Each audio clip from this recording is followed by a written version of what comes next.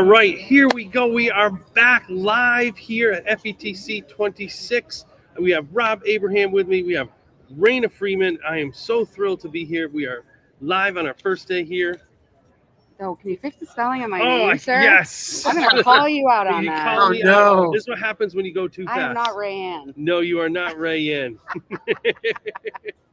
See, what happens is we had a lot of, not making excuses, I'm talking reasons. We had a lot of things going on. That is 100% of me. It will be fixed when it is live on YouTube. Not to worry. The power of technology. So Rayanne or Dr. Rayna Freedman is here with us today. I wish she has a sense of humor. Yes, she definitely has a sense of humor, or you probably wouldn't be here. We have a lot of fun here and go from there. So for those who don't know the work you do, share about your work. You've been an amazing educator in the classroom. If anyone does not follow her, make sure to follow her because you learn so much, so many great things with your students. And for me, the practitioners who bring it to class each and every day impress me. Thank you. So I teach 5th grade in Mansfield, Massachusetts. We are the JJ Secret Agents. So you could do a search for hashtag JJ Secret Agents and see all the things that our students are doing. But I'm very fortunate because I work in a district that supports a lot of the progressive student-led things that I do. So, I'm one of the only classes in the elementary school who does student-led conferences. My kids are blogging and podcasting and using AI through me and doing a lot of big picture things. And we help our community. We have a partnership with the local food pantry. And then I also do some things outside of school as far as I consult with EdTech teacher and I do some work with BrainPOP. I'm actually here going to be presenting on the vendor floor with them. And I'm Brisk certified, MagicSchool certified, the Google thing, all the things. The whole thing, yeah. That's exciting. And again, we've partnered this year for the 3rd year with Tech Booth 2730. Rob, thanks for being here and being a great partner. We've done this at many events, but here is always a lot of fun. Oh, yeah. I absolutely enjoy our partnership together. Stronger Together podcast, Stronger Together team. You guys are wonderful. I've met so many wonderful people just doing this podcast. And, I'm fortunate. There's so many great people out there. But sometimes you get in your little bubble and life just doesn't allow you to see what's out there. And these conferences are great. So it's just a wonderful opportunity to be here with you guys. And Tech has actually done a large support of MassQ, which I run the programming for. Oh, yeah.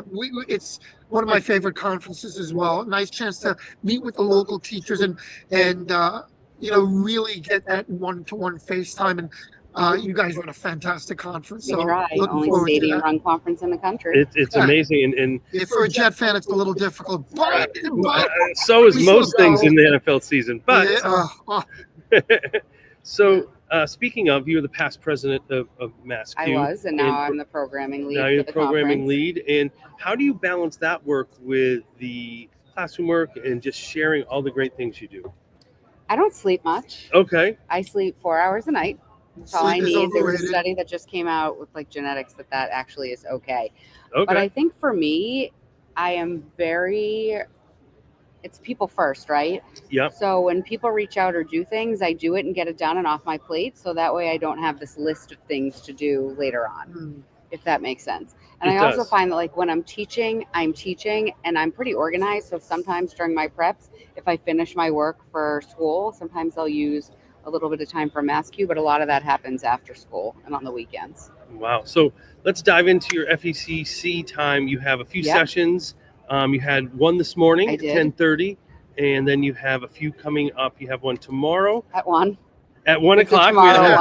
Not today. Equipping elementary classrooms with AI that works. Make sure to check that out. And then Access by Design on Tuesday at 2 o'clock. Talk a little bit about the session that you did this morning and then the upcoming sessions. Yep. So this morning I did a workshop called Lassoing Student Voice, coaching kids to speak up and lead their learning. And I provided educators who came with 3 different ways that they could really promote student voice in their classroom. One is through having kids blog. Another was having them podcast. And another was through what we call discovery quests or DQs, where kids pick a really big question to answer and then teach their classmates through some method, whether it's a slide deck, an experiment, a conversation, and I assess on presentation skills. And then I actually had 4 students come in via Google Meet. Oh, really? Yeah, to talk to the audience about the projects and the things they've done and what they've learned. So we did do that this morning. It was great.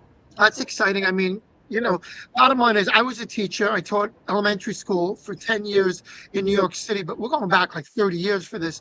Education has changed a lot. I mean, the days of the textbooks and the worksheets, while they still serve somewhat of a purpose, kids benefit so much from more interactive and engaging projects, project-based learning activities, and just different types of things. And it sounds like what you're doing is absolutely perfect. Yeah, and everything we're doing is through tools that are, approved by the school and that are also, I guess, easy to use. So for example, with the podcast, I was telling people that I used to have, the fancy mics and all the things and used to egg crate the walls. And now we use a Chromebook and Screencastify and then we export the audio. That's awesome. From the video. Yeah. So it's so easy. And I think Screencastify, we were saying, if even with a free account, offers 5 minutes of video. That's great. Which a podcast shouldn't be longer than that. Yeah. And I think this one will be a little longer because I want to learn about you. That's okay. I mean, for a kid. I know. 100%. But I think the important part about that is no matter where you are, you can get some of this done. And I think you must see that in the classroom, that the kids are resilient. They want to learn this. And if it is, they don't know what's the fanciest mic all the time. They don't know what they need. They just want to create. How have you seen students create in the work that you do? In terms of the three things, or just in general? In general, the creation work that they do. I mean, I have kids that are talking about ways to make things better. Whether it's there's too many potholes in the street, right? So I'm going to blog about it, and then I'm going to come up with a solution for the local select board. Amazing. And then go talk to them. I mean, it's just they realize through some of these things that they have a voice that matters and that they can make change.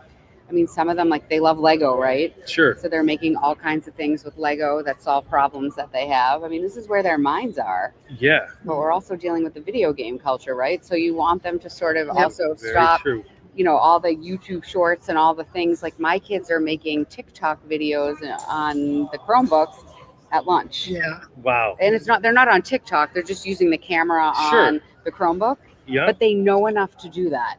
Yeah. It's meeting them at knowledge that they already have. Kids are so influenced by influencers, and the idea of having them become creators in a meaningful way, it meets them at technology that they're using on a personal level. And when you bring that together, it like a light bulb goes off. Yeah, absolutely. So where do you go? Because you share a lot, you bring a lot to your classroom. Where do you go to take in this learning? Well, I'm here. Well, besides here, yes. So I'm here. You go to these events and take So it I all go in. to a lot of events. I mean, I've also gone to other school systems in Massachusetts and talked to teachers there, right? We have a pretty big network. So I feel very grateful for that. I've done a lot of things with MassQ. I mean, I'll be at ISTE back here in June. EdTech teachers doing an AI summit in April, which is great. So that way I can not only share, but learn. Okay. So a lot of things, and I'll be honest with your audience, that, I have to foot the bill, right? No one is sending me here. So I either have to budget and save money to come, or FETC is great because if you present, you don't have to pay the fee. Sure. ISTE gives you a discount. MassQ is free. Excellent. EdTech teachers free if you present. So that's, I like presenting and I like sharing, but it also allows me to have some of these opportunities. So you got to do the work to get to the work. No, absolutely. And I love learning, and we're better to learn. Absolutely. So, we ask everybody that comes on this podcast a standard question, but it really is a meaningful question because everybody's giving similar answers, but with their own little flair to it. When you hear the term "stronger together," what does that make you think of?